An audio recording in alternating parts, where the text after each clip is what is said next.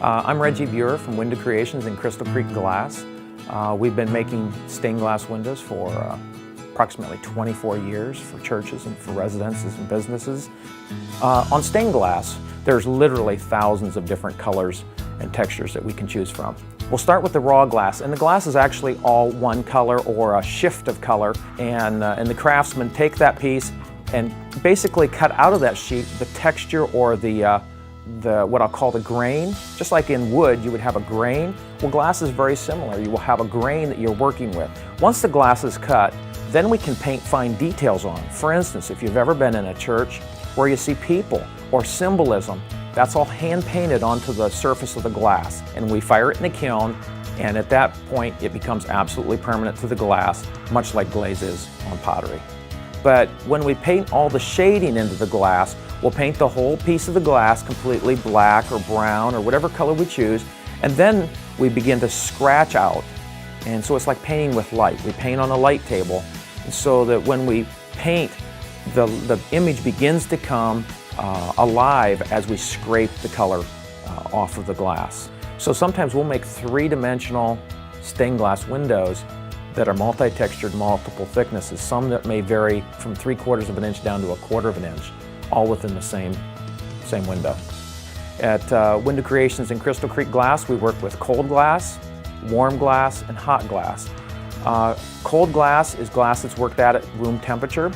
Warm glass is generally anywhere from 12 to 15, 1600 degrees.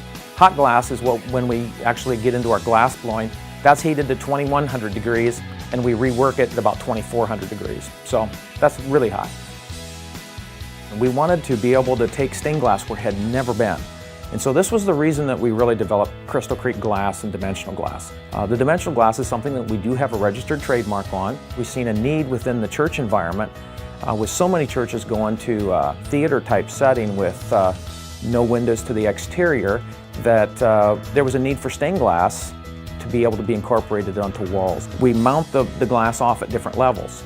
So it's not just cut glass, it is cut, heated, bent, warped, drilled, and then it is mounted to the wall off of what we call quick risers. The pieces, if you look at them up close, you will find that they not only are warped and textured, sometimes we even paint fine details onto the surface of the glass, but you also notice they stick out three-dimensionally from the wall. So it's more than just bending the glass, it's also setting it out from the wall at different levels. So we have lots of different lengths of quick risers so that we can establish more of a three-dimensional look. Now today we use a lot of wrought iron mixed in with our glass. For instance, we just did a piece at the Performing Arts Center in Van Wert, and some of the wrought iron sticks out off the wall approximately 8 to 12 inches, depending on where you're at. So some will almost be contacting the wall, and some will be very far from the wall. So it's almost like a sculptural piece. And they had some really unique wood panels from a special African tree, and we didn't want to drill any more holes into their wood than we absolutely had to. So we lined up most of our set-offs from the wall, our quick risers and our posting for our wrought iron in between the main panels. So we were able to be the least possibly intrusive into the actual framework of the wall. I mean, you name it, we can make it here. I mean, crazy stuff.